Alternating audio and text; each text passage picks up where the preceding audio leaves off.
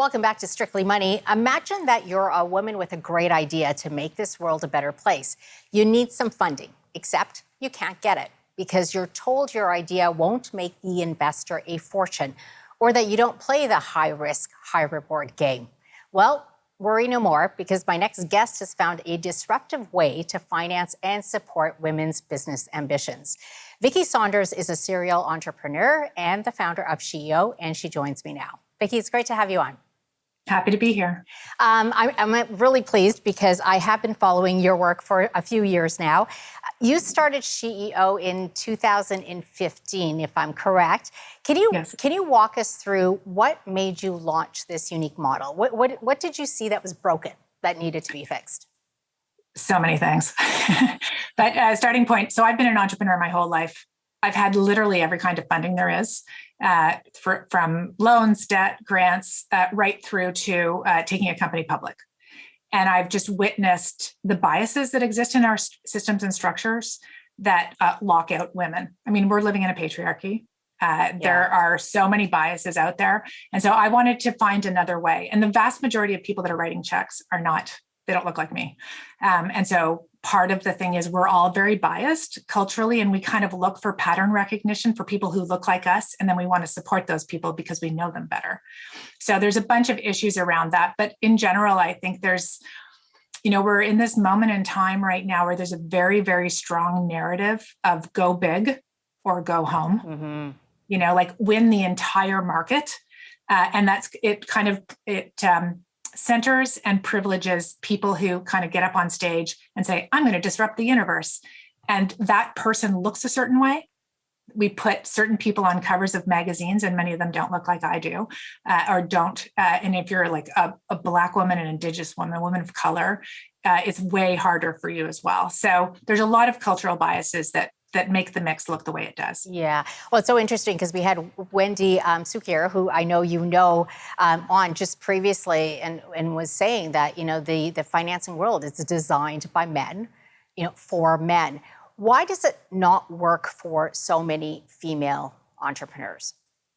A lot of women entrepreneurs, I mean, first of all, I don't want to just go women equals X, right? Yes. We're all so very different. Yeah. But the vast majority of women entrepreneurs that we work with at SheEO come at this from how do I make the world a better place? How do I solve a major challenge that I'm facing? And a lot of us focus around process innovation as opposed to product innovation. So we see the relationships between things. We want to solve for that. So we have a venture named Chenny who runs gotcare.ca.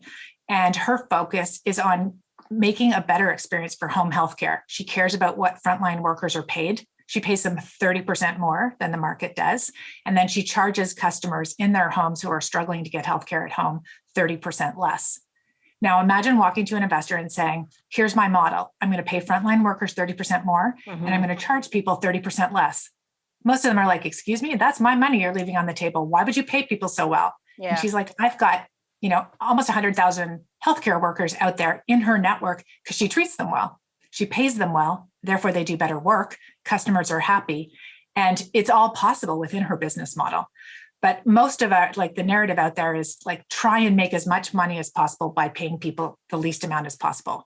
And many women entrepreneurs don't think that's the future they want to live in. No, Vicki, and I think you hit it, a very important point is not everyone wants to scale and be a billionaire, but it doesn't mean that they shouldn't get financing and grow their business. I wanted to get your thoughts on the pandemic and COVID. Do you think that has shifted something? Has it shut down opportunities for women or on the flip side, has it opened up opportunities for women? I think it's shifted pretty much everything for all of us, right? What we agree on, where you can work, how you can work, all of that has really changed. The supply chain disruption has been extremely punishing for small and medium-sized businesses. If you're not a giant company, you cannot deal with the squeezing that's happened on margins. Let me just give you one quick example. Yeah. One of our ventures, The Linker, their website is thelinker.com, makes these bikes for people who have lost mobility, and they can walk this bike with their feet. It doesn't have pedals, and so it stabilizes you. You walk on the ground. Wow. Her bikes are made in Taiwan. She, prior to COVID, her minimum order quantity was 150 bikes. and she paid 30% upfront, and they arrived within 4 months. So she was managing that. That's After great. COVID, 1,000 bikes are the minimum, and it will arrive sometime in the next 24 months, but not guaranteed. Okay. So just imagine that you have to like pay 30% upfront for like way more, and then it takes 2 years for them to get here. It's really, really challenging on small businesses to be able to manage that. And the shipping containers have gone from $3,000 to $20,000.